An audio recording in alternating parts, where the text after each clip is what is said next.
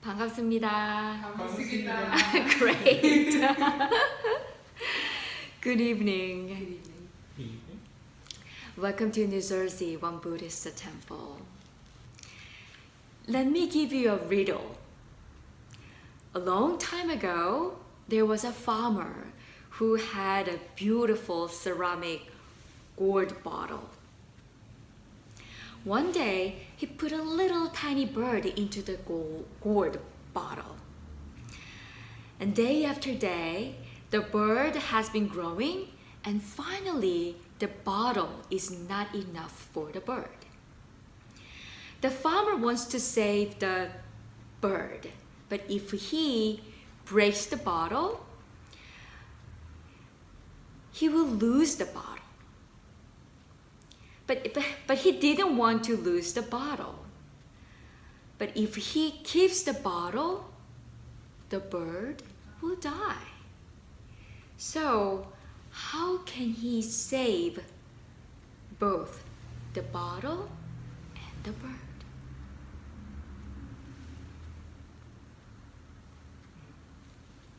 Keep this koan in your mind. And when you solve this koan by yourself, then please come to me and we will make a smile together.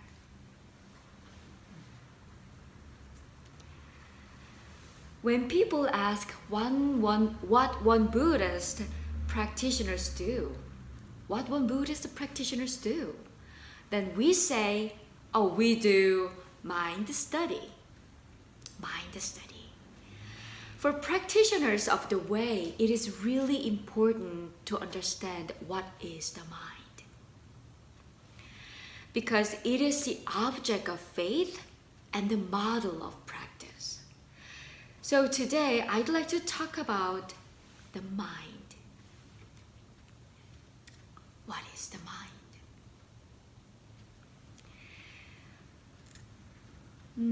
From one Buddhist perspective, our mind has only two experiences. And when they are balanced well, we call it 일원상.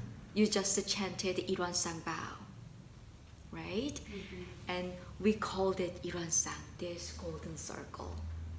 Instead of a Buddha statue, we enshrined the 일원상 in the Dharma hall. The one experience is the mind experiences many things that are arising and ceasing. And the mind experiences one thing that is no birth and no death.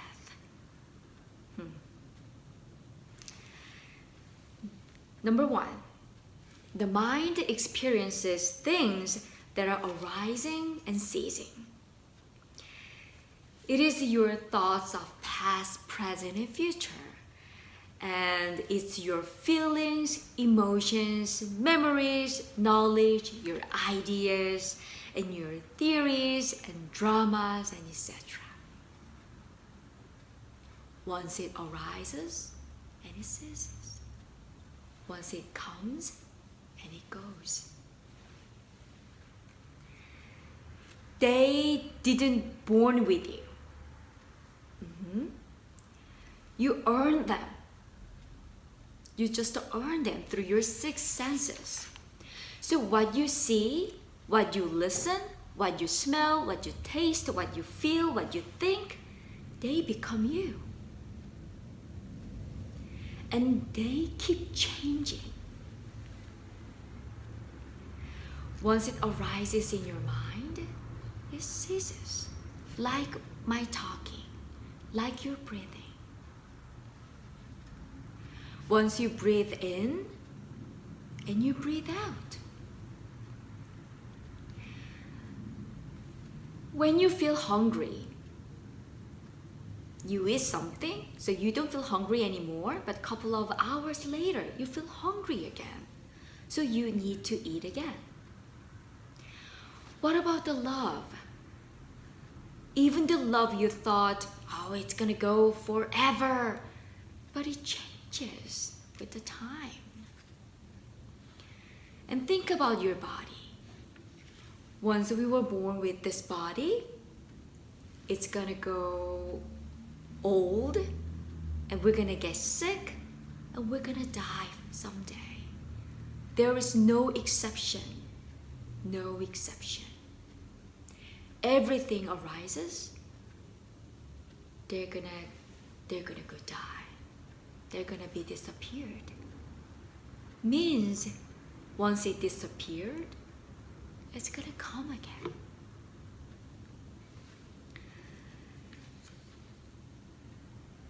No matter what they are, visible and invisible, once it arises and it ceases. So it's called arising and ceasing, or birth and death. So I hope you remember this term, because I'm gonna use it again and again, and you can listen this term wherever you go to Buddhist temple.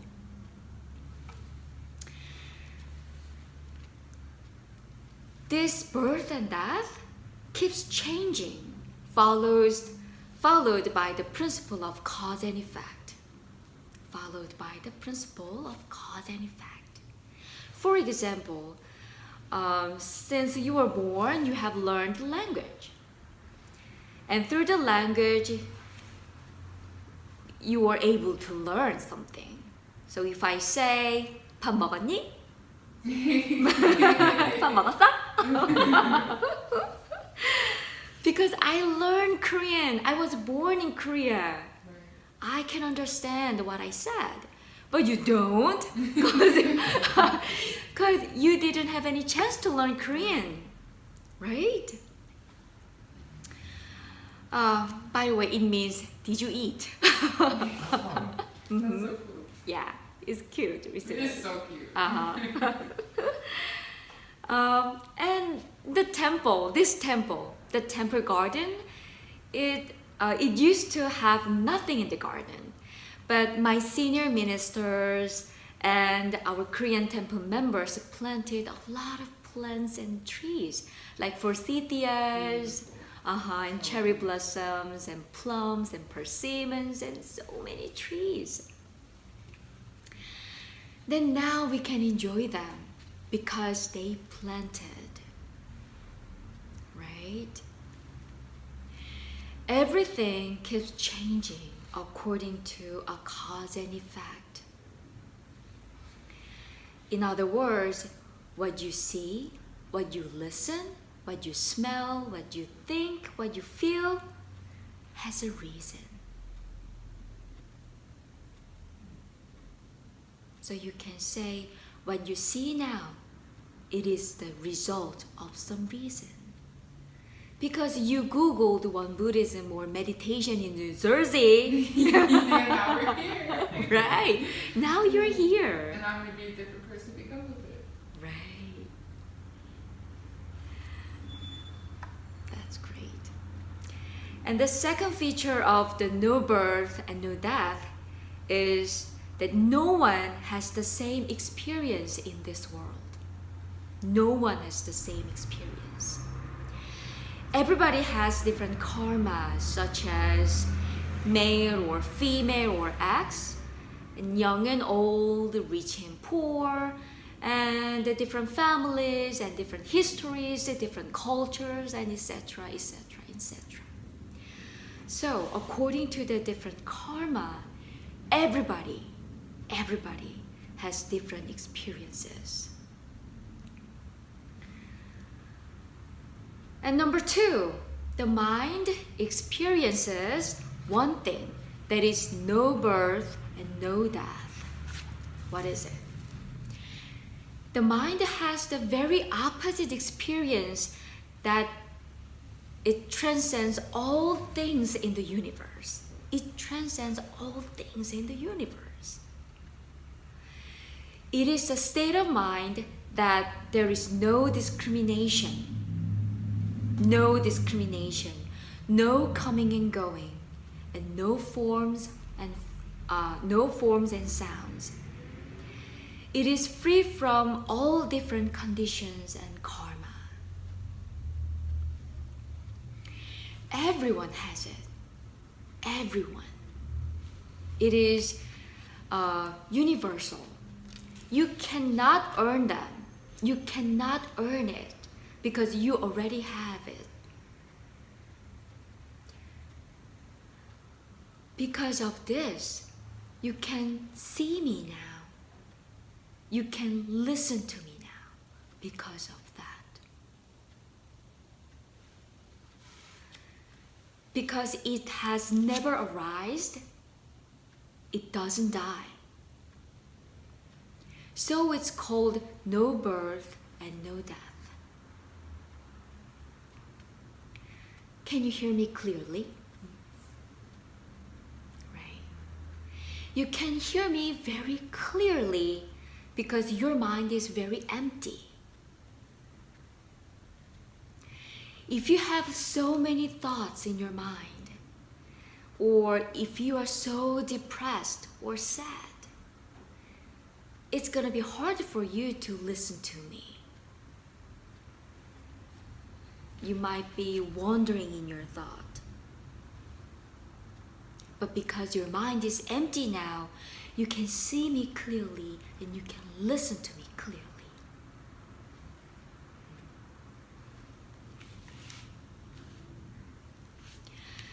When you know it, when you know there's no birth and no death, you will be able to let go of all the attachment.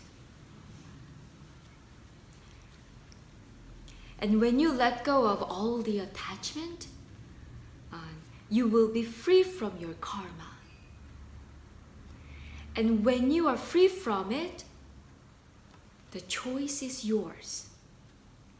Before that, your karma is the owner of your mind. So it brings you wherever you go. Oh, there's chocolate. Oh, there's my favorite person. Oh, there's my favorite place. Oh, I hate this person. You know? But when you are free from it, the choice is yours. Hate that person or not, it's up to you.